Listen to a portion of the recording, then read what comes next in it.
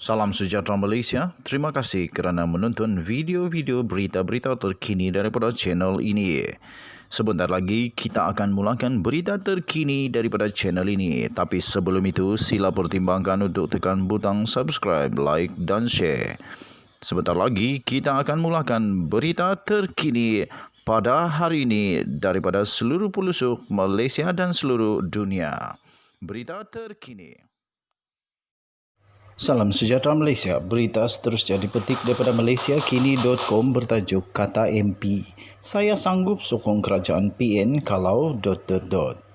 Saya sanggup menyokong kerajaan Perikatan Nasional PN sekiranya ada sesiapa boleh jelaskan kenapa mereka mengambil langkah-langkah berikut dan kenapa ia bukan kesilapan amat besar yang terlalu jelas. Nombor 1. Mulai pada Jun 2020, pelawat asing tidak lagi diperlukan menjalani kuarantin di pusat kendalian kerajaan, tetapi melakukan kuarantin kendiri di rumah. Kerajaan membuat pusingan sebulan kemudian tetapi sudah terlambat kerana varian baru berjaya masuk dan mencetuskan kluster Sivagangga pada Julai dan COVID-29 mengganas di negeri-negeri utara. Ini sebenarnya punca gelombang ini, bukan sekadar pilihan raya negeri PRN Sabah yang berlangsung 2 bulan kemudian.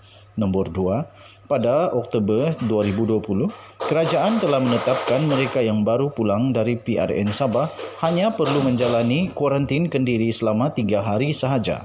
Lalu seminggu kemudian, kerajaan membuat pusingan lagi tetapi sudah terlambat. Nombor 3, kerajaan membenarkan perjalanan rentas negeri dan pelancongan pada Disember 2020 ketika kes baru dicatatkan sebanyak 1,600, sedangkan kerajaan meminta darurat diisytiharkan untuk kali pertama. Sebulan sebelumnya ketika kes baru harian cuma sekitar 500. Akibat keputusan itu, kes naik pada 2,232 sebulan kemudian. Ini membuka jalan untuk kerajaan meminta darurat sekali lagi pada bulan Januari 2021. Nombor 4, langkah kerajaan tiba-tiba mengurangkan tempoh kuarantin bagi pelawat asing daripada 14 hari kepada 7 hingga 10 hari pada Disember 2020 dibuat ketika seluruh dunia sedang mengetatkan lagi proses kuarantin disebabkan varian baru sedang mengganas. Paling malangnya ialah langkah ini hanya dibuat pusingan 5 bulan kemudian, iaitu pada April 2021. Ketika itu ia sudah terlambat kerana varian-varian dari UK, Afrika Selatan dan India yang dikenali sebagai varian Delta sudah pun memasuki negara Malaysia. Nombor 5, Perintah Kawalan Pergerakan atau dikenali sebagai PKP 2.0 separuh masak dengan kilang dan tapak pembinaan merupakan penyumbang terbesar kes baru COVID-19 ketika itu. Semua sektor lain disekat daripada beroperasi kecuali sektor kilang dan tapak pembinaan. Ini seumpama seorang yang mengalami patah tangan lalu doktor membalut seluruh tubuhnya kecuali tangan kanan. Dan diulangi lagi, kesilapan itu pada PKP 3.0 kunci tara total lockdown, pada PKP diperketatkan dan Pelan Pemulihan Nasional PPN diumumkan total. Tetapi dibenarkan 129,000 syarikat dan 1,100 tapak pembinaan di seluruh negara terus beroperasi. Nombor 6. Pada Februari 2021, kerajaan umumkan sekolah dibuka semula pada Mac. Ketika itu, kes baru harian adalah lebih tinggi berbanding semasa darurat bermula. Biarpun kluster-kluster pendidikan semakin banyak setiap hari dan lebih 80,000 murid dijangkiti pada April, kerajaan masih meneruskan persekolahan secara bersemuka termasuk di kawasan yang sudah dilaksanakan PKP. Malah ibu bapa disuruh jangan risau. Kononnya kerajaan ada cara untuk mengawal kluster pendidikan. Amaran diberi berkali-kali. Akibatnya, murid yang tidak bergejala dan sukar dikesan positif COVID-19 membawa balik virus berbahaya itu ke rumah masing-masing untuk menjangkiti ahli keluarga.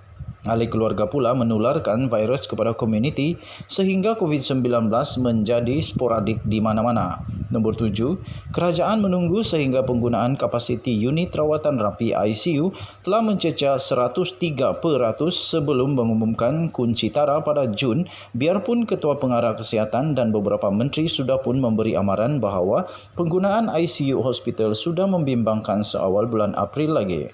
Langkah lembab ini menyebabkan sistem hospital tidak mampu bertahan. Paling menyedihkan ialah langkah-langkah tersebut terlalu jelas merupakan kesilapan besar yang tidak masuk akal ketika ia dilakukan.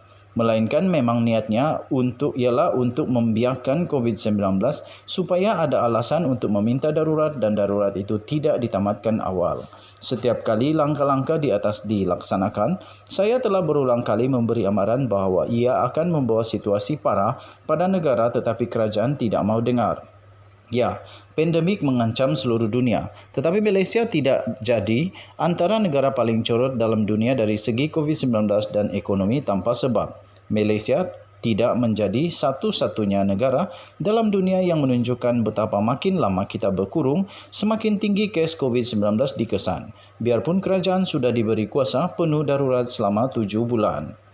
Perlu ada orang yang bertanggungjawab atas kesilapan-kesilapan di atas kerana ia terlalu jelas dan tidak masuk akal. Kerosakan serta kehilangan nyawa yang disebabkan oleh langkah itu adalah terlalu besar.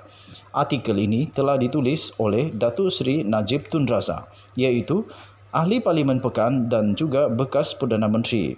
Tulisan ini dipetik dari hantarannya di media sosial beliau.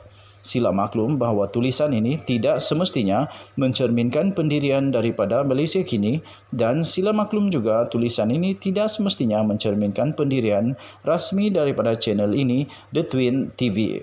Terima kasih kerana menonton. Kita jumpa lagi. Selamat pagi Malaysia. Malaysia kita punya, kita jaga sama-sama. Bye-bye.